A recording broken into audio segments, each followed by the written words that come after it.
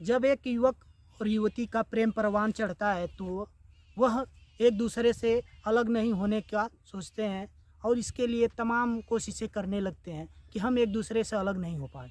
उसी सिलसिले में वह एक तांत्रिक से मिलते हैं और तांत्रिक बताता है कि मैं आपको एक ऐसी युक्ति बताऊंगा जिसके द्वारा आप एक दूसरे से आजीवन अलग नहीं हो सकते हैं। खास बात यह थी कि जिसमें वह युवक और युवती दोनों ही शादीशुदा थे और वह एक दूसरे से अलग नहीं होना चाहते थे।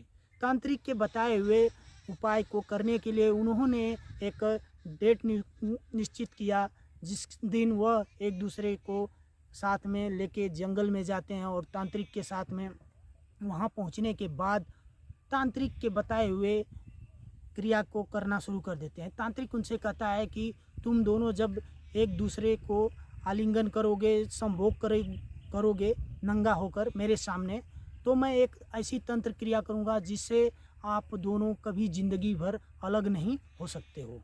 दोस्तों, ऐसा ही होता है। वह युवक और युवती दोनों एक दूसरे को नंगा होकर आलिंगन करने लगते हैं। उसी दौरान तांत्रिक एक तंत्र ऐसी मंत्र का प्रयोग करता है जिससे वह एक दूसरे से चिपक जाते हैं और लाख कोशिशों के बाद वह अलग नहीं हो पाते हैं और अलग जब होते हैं जब दोनों की मृत्यु हो जाती है। दोस्तों, आइए कहानी को विस्तार से जानते हैं। सजग रहिए, सावधान रहिए, ऐसी दुर्घटनाएं आपके साथ भी हो सकती हैं और नहीं भी हो सकती हैं। नमस्ते, प्रणाम, मैं सुनील, आप देख रहे हैं सामाजिक घटनाएं। यह घटना राजस्थान प्रदेश की है जहां पे एक ज़िला लगता है उदयपुर। उदयपुर ज़िले में गोगुंदा तहसील अंतर्गत एक घटना घटित होती है। यह घटना उस व्यक्ति की है जिसका नाम राहुल मीणा बताया जाता है। राहुल मीणा प्राइमरी का अध्यापक हैं और वह बहुत ही ईमानदार और लगनशील व्यक्ति होते हैं। वह नित्य समय से विद्यालय जाते हैं। विद्यालय जाने से पहले एक बगल ही के गांव में ही एक मंदिर होता है, वहीं मंदिर पे डेली पूजा पाठ करना, उसके बाद विद्यालय जाना, बच्चों को पढ़ाना लिखाना और बड़े ही प्यार के साथ जीवन बीत रहा होता है। इसके बाद एक दिन वह जब मंदिर जाते हैं पूजा करने के लिए, उसी दौरान वहाँ पे एक लड़की मिलती है जिससे उनकी मुलाकात होती है। उस लड़की का नाम सोनू कंवर बताया जाता है। सोनू कंवर से मुलाकात होती है, उनको अच्छा लगता है और फिर विद्यालय मास्टर साहब चले जाते हैं। ऐसे ही एक दूसरे की मुलाकात डेली होने लगी और यह मुलाकात धीरे धीरे होते होते प्यार में बदल जाती है। एक दूसरे को प्यार करने लगते हैं। सिलसिला चलता रहता है। इसके बाद मास्टर साहब आते हैं, विद्यालय जाते हैं, पढ़ाते हैं बच्चों को। धीरे धीरे अब मास्टर साहब का मन नहीं बच्चों को पढ़ाने में लगता था और न ही घर परिवार में लगता था, केवल मात्र उनका दिल दिमाग रहता था तो उस लड़की पे जिससे वह प्यार करने लगे थे। और इस वजह से उनके जो पारिवारिक संबंध थे, जो घर परिवार में उनके संबंध होने चाहिए, उनके साथ नहीं हुआ करता था। बीवी के साथ उनका संबंध अच्छा नहीं चल रहा होता है। इसके वजह से काफ़ी समस्याएं जो है कि परिवार में रहा करने लगी, जिससे वह काफ़ी परिवार में कलह पैदा हो गया। नोक झोंक डेली आए दिन बीवी से होना शुरू हो गया। इसके बाद बीवी काफ़ी परेशान रहती है और अपने आसपास के पड़ोस के लोगों से यह बात बताती है कि मेरे पति आजकल न जाने क्या हो गया है, वह नहीं सही से बात करते हैं, नहीं सही ढंग से रहते हैं परिवार में, घर में क्या हो रहा है उनसे कुछ मतलब नहीं है। इसके बाद गांव की औरतें उनसे यह उस पत्नी से बात बताती हैं कि तुम गांव के ही बगल का जो मंदिर है वहाँ पे जो पुजारी हैं भावेश कुमार जी, वह काफ़ी अच्छे और बहुत जानकार हैं।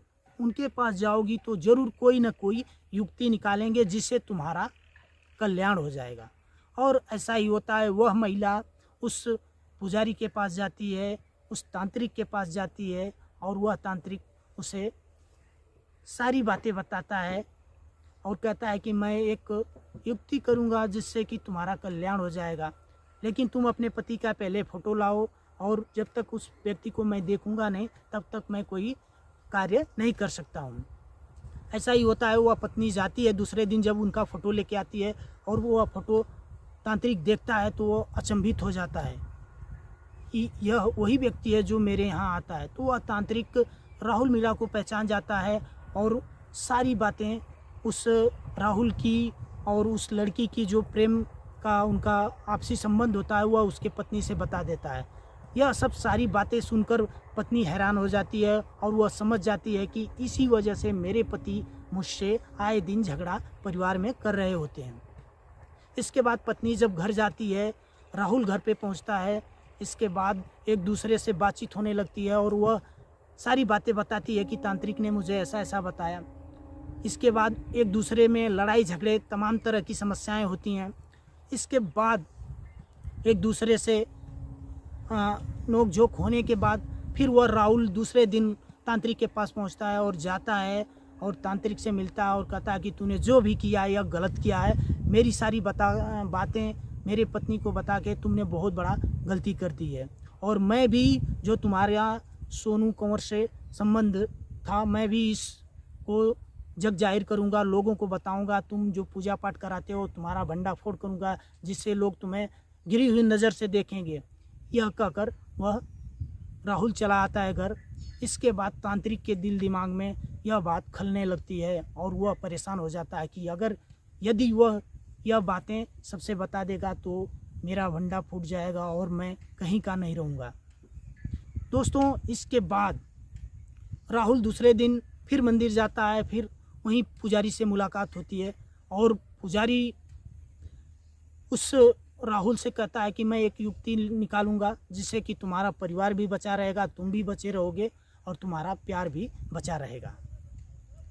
यह बातें सुनकर राहुल भरोसा करता है उस तांत्रिक पे और उसकी बात मान जाता है। इसके बाद वह एक तारीख मुकर्रर करता है तांत्रिक और कुछ सामान और कुछ पैसों का डिमांड करता है। राहुल वह उस तांत्रिक को देता है और नियति समय पर डेट जो मुकर्रर हुआ होता है उस पे वह तीनों लोग, उसकी प्रेमिका और राहुल और वह तांत्रिक जंगल में पहुंचते हैं, जंगल में जाते हैं और इसके बाद तांत्रिक के बताए हुए कर्मों के अनुसार वह क्रिया करना शुरू कर देते हैं। वह एक दूसरे को प्यार करना शुरू कर देते हैं और उस तांत्रिक के सामने ही नंगा होकर वह संभोग करने लगते हैं। इसके बाद तांत्रिक एक मंत्र मारता है और एक लिक्विड डब्बे में लिया रहता है। वह जब एक दूसरे से संभोग कर रहे होते हैं उसी दौरान उनके शरीर पे उड़ेल देता है और वह कुछ समझ पाते तब तक एक दूसरे से वह चिपक चुके होते हैं और लाख प्रयास करते हैं एक दूसरे से अलग होने का, लेकिन नहीं हो पाते हैं। और इसके बाद जब जैसे ही जोर लगाते तो वो चमड़ी उघरना शुरू हो जाती थी और वह लाख कोशिश करते रह गए लेकिन एक दूसरे से अलग नहीं हो पाए और कुछ देर बाद प्रयास करने के बाद उनकी मौत हो जाती है। दोस्तों, तांत्रिक उनको वह कुछ ऐसे हथियार, धारदार हथियार से, पत्थर से उनको वार करता है उसके चेहरों पे, शरीर पे। और इतना ही नहीं, जब वह मर जाता है राहुल तो उसके प्राइवेट पार्ट को भी वह तांत्रिक काट देता है छुरी से और इसके बाद उस महिला के गुप्तांग में भी वह कई वार करता है जिससे कि वह क्षतिग्रस्त हो जाता है, शव उनका क्षतिग्रस्त हो जाता है और इसके बाद घटना को अंजाम देने के बाद तांत्रिक वहाँ से फरार हो जाता है। इसके बाद जब यह घटना जंगल में कुछ ग्रामीणों के द्वारा देखी गई तो पुलिस को सूचना दी जाती है। पुलिस आती है और मौके पे देखती है, वहाँ पे जांच पड़ताल करती है, फॉरेंसिक टीम भी आती है लेकिन वहाँ पे कोई सुराग नहीं मिलता है। इसके बाद पुलिस काफ़ी परेशान होती है। वहाँ के ज़िले के लोग, गांव के लोग काफ़ी अचंभित होते हैं कि वास्तव में जब एक युवक और युवती आपस में संबंध बना रहे थे, वह नंगे थे, तो लेकिन यह एक दूसरे से चिपक कैसे गए। यह बहुत बड़ा राज था जो कि पुलिस को समझ में नहीं आ रहा था। पुलिस काफ़ी परेशान थी। काफ़ी अगल बगल के गांव के रास्ते के सीसी फुटेज खंगाले गए जिसमें कि एक प्रूफ मिलता है और एक ही बाइक से वह तांत्रिक, राहुल और वो उसकी प्रेमिका जंगल के तरफ जाते हुए देखे गए थे।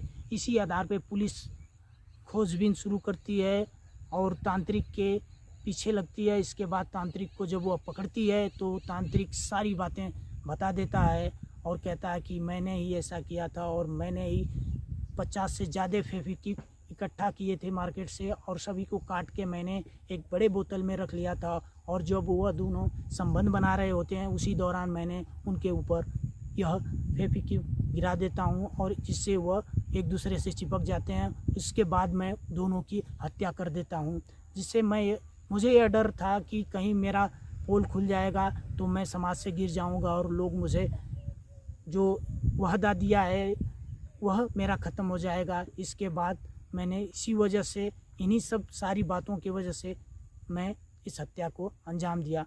दोस्तों, इस कहानी का मात्र एक मकसद है, लोगों को जागरूक करना, किसी के भावनाओं को आहत करना नहीं।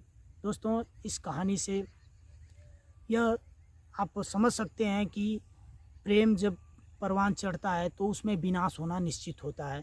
वही हुआ राहुल के साथ। दोनों शादीशुदा थे, उसके बाद भी एक दूसरे से प्यार करते थे और अंततोगत्वा नतीजा यही हुआ कि बुरे कर्म का बुरा नतीजा। तो इस कहानी से आपको मैं समझता हूँ कि ज़रूर कहीं ना कहीं कुछ न कुछ सीख मिली होगी। यदि आपको थोड़ी भी यह कहानी पसंद आई हो तो वीडियो को ज़रूर लाइक करें। नमस्ते, प्रणाम।